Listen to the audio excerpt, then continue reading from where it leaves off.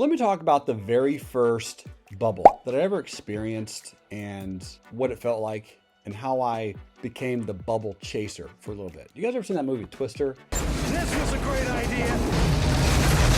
They're like chasing tornadoes and we're like, I want to chase tornadoes. And they want to like throw the things into the tornado for the greater good of mankind. I kind of felt that way with one of my first trades. And what we're going to look at is something called Ambrella. Now, before we get into Ambrella, ticker symbol AMBA, I'm sure all of you watching this know about the bubble that I bought. That's how you learn about hyperbolic extensions of price actions, as I like to call them. Silver, ticker symbol SLV.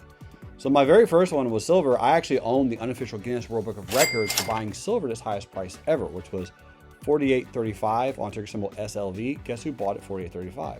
Holla at your boy. And I bought them with call options.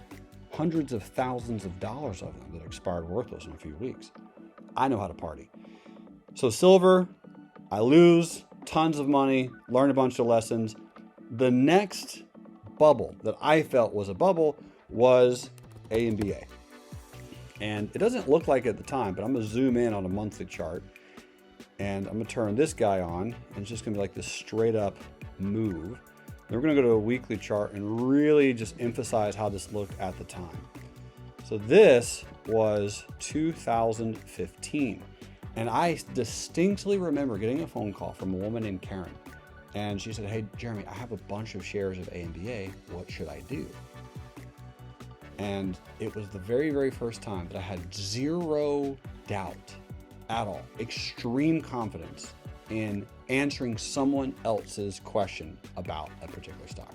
Up until that point, I had made some money. I'd done okay. I lost it all, made it all, lost it all again, made it all again, whatever. It was a crazy journey up until about 2015. And 2015 is when things started to click for me a little bit.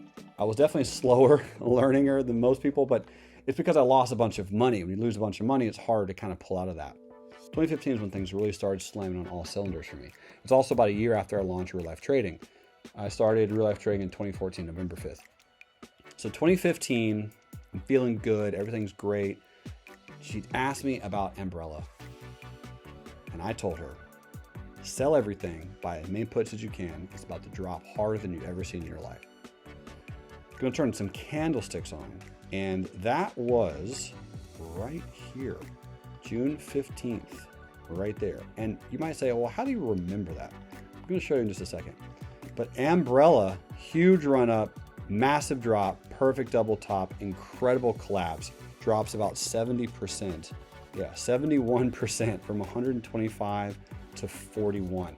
And then what happened after that is, well, I was trading in real time with a company that was also getting sued because I launched all my stock education for free. But beside that, I also learned how to play crashes. I also learned how to play accumulations. I also took so much away from this particular trade. And here's some of the evidence. What I like about TradingView is it saves all of your charts. And I just happened to publish this one. I published this one called Don't Be That Guy. And that guy means don't buy at the exact high. So I typed in bubble, AMBA, real life trading and said, who would buy here? June 18th, 2015. Just for giggles, let's go back to the exact top.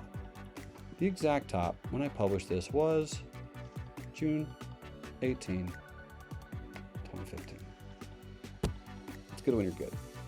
So this is what Ambrella looked like at the time. It was straight up. I wrote all the information. I talked about it. And 2 years later, I updated it with a comment, savage. We all know what happens. We can all see the chart. But what was beautiful about that trade is for the very first time, I felt like I understood market sentiment, human emotion, human psychology, the fear of missing out. And that led to 2017, where your boy became a decamillionaire from cryptocurrencies. And I knew how to time, I knew how to play, I knew how to be aggressive, I knew how to buy low and sell high because I sold most of my Bitcoin late January at 17,000. Did I call the exact top? Nope, never do, except in this case.